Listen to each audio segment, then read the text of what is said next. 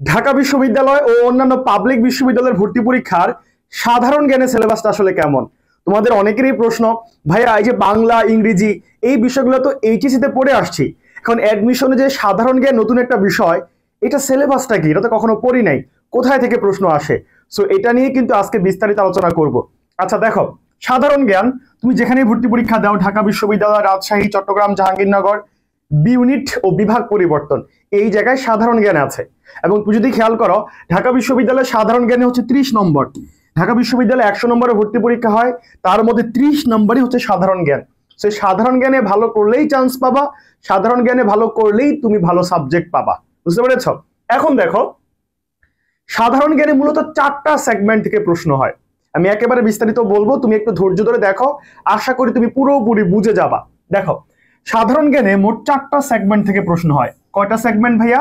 4টা সেগমেন্ট থেকে। সেগমেন্টগুলো হচ্ছে বাংলাদেশ বিষয়াবলী, আন্তর্জাতিক বিষয়াবলী, সাম্প্রতিক বিষয়াবলী এবং মৌলিক জিকে।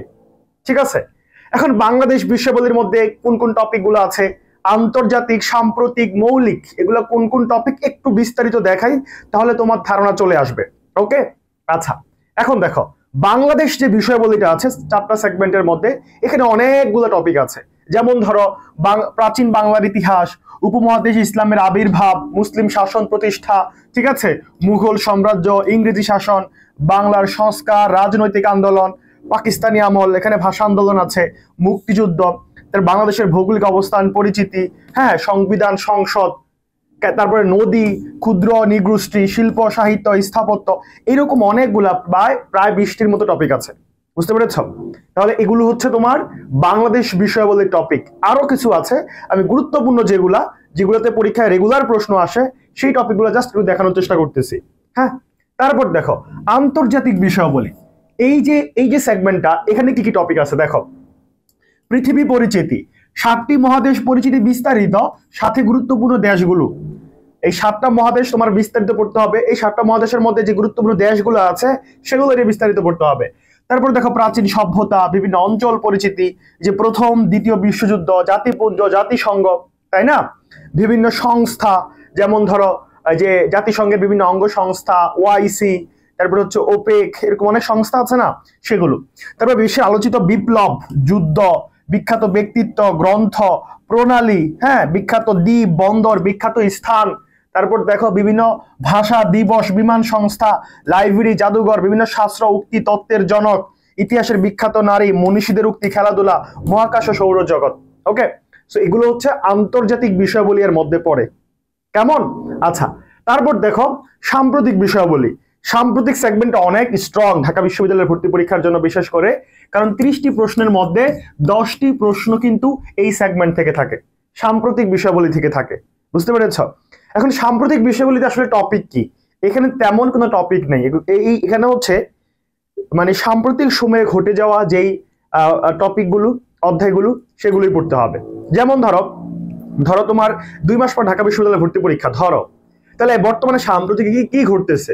যেমন ধরো বর্তমানে আমরা দেখতেছি যে বিশ্বের আলোচিত যে যুদ্ধগুলা, রাশিয়া, ইউক্রেন, তারপরে হচ্ছে ইসরায়েল, এই যে যুদ্ধগুলা, তারপর হচ্ছে আরো বিশ্বের আলোচিত যে ঘটনাগুলো ঘটতেছে, যেমন যুক্তরাষ্ট্র সারা বিশ্বের যে শুল্ক বসাচ্ছে রপ্তানির ক্ষেত্রে, হ্যাঁ, এরকম আলোচিত যে বিষয়গুলা। তারপর এই বছর কারা কারা নোবেল পুরস্কার পেয়েছে, এই বছরের সামরিক চুক্তি, এই বছরের সূচক, বিভিন্ন সূচক, হ্যাঁ, অর্থনৈতিক সূচক, এই সূচক, সেই সূচক, এরকম সাম্প্রতিক যে বিষয়গুলো আছে সেখান থেকে হচ্ছে এই পার্টে প্রশ্ন আসে। এবং এটা খুবই গুরুত্বপূর্ণ, কারণ এখানে প্রায় 30টার মধ্যে 10টা প্রশ্ন এই সেগমেন্ট থেকে আসে। এখন এটার জন্য কি করতে হবে জানো? এটার জন্য তোমার এখন থেকে নিয়মিত কারেন্ট অ্যাফেয়ার্স নামে একটা সাময়িকী দেখবা, প্রতি মাসে আসে, সেখানে গুরুত্বপূর্ণ তথ্যগুলো একসাথে দেওয়া থাকে, সেটা অবশ্যই পড়বা। পাশাপাশি পত্রিকা পড়ার চেষ্টা করবা প্রতিদিন। তুমি যদি সাধারণ জ্ঞানে ভালো করতেই চাও, 30-এর মধ্যে 28, 29 পেতে চাও, তাহলে তুমি পত্রিকা পড়তে হবে মাস্ট। অনলাইনে পড়ো আর অফলাইনে পড়ো, রেগুলার পত্রিকা পড়তে হবে। বুঝতে পেরেছ?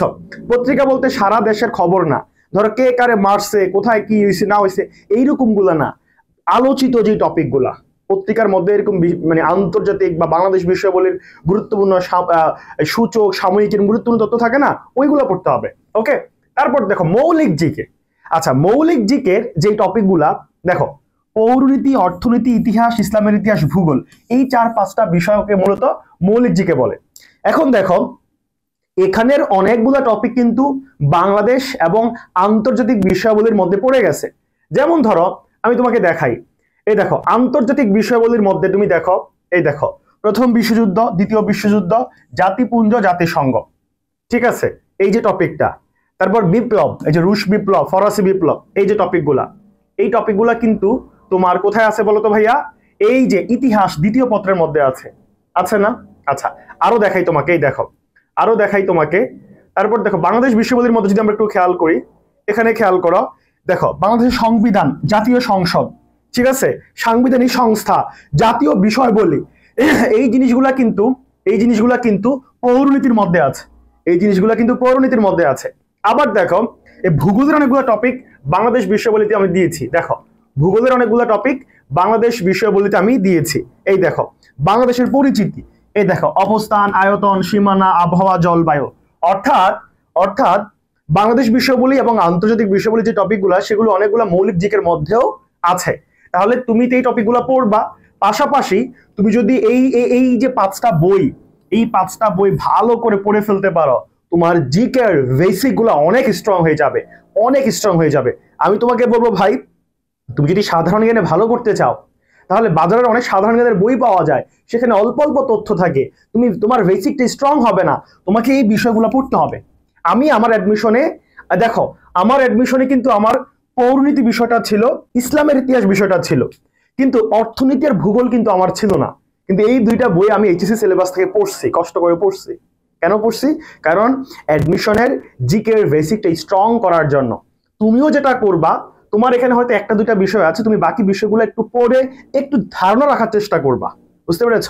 এবং আইসিটি, তোমাদের এইচএসসি আইসিটি আছে না, এখান থেকেও 2টা প্রশ্ন আসে, 30টা প্রশ্নের মধ্যে এখান থেকেও 2টা প্রশ্ন আসে।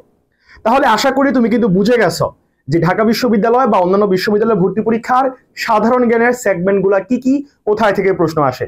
আমি যদি আবার একটু সামারাইজ করি, আমাদের হচ্ছে 4টা পার্ট, একটা হচ্ছে বাংলাদেশ বিষয়াবলী, আন্তর্জাতিক বিষয়াবলী, সাম্প্রতিক বিষয়াবলী, মৌলিক জিকে। এই 4টা পার্টে আমাদের স্ট্রং থাকতে হবে। আবারও বলছি ভাই, তুমি যদি ঢাকা বিশ্ববিদ্যালয়ে চান্স পাইতে চাও, পজিশন অনেক ভালো রাখতে চাও, বা যে কোনো বিশ্ববিদ্যালয়ে চান্স পাইতে চাও, তাহলে সাধারণ জ্ঞানটা হচ্ছে তোমার জন্য ট্রাম্প কার্ড। তুমি জাস্ট চিন্তা করো, 100 নম্বরের মধ্যে 30 নম্বরে সাধারণ জ্ঞান, 30 নম্বরে এমসিকিউ আসে।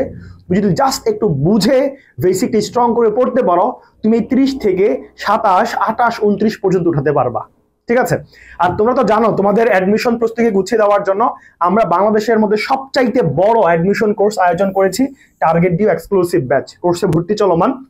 দেখো এখানে কি কি পাচ্ছ: বাংলা ক্লাস 50, ইংরেজি ক্লাস 50, সাধারণ জ্ঞান ক্লাস 50, লিখিত ক্লাস 20টি, 100টি মডেল টেস্ট, 100টি মডেল টেস্ট, সাথে অনেকগুলো বই পাচ্ছ।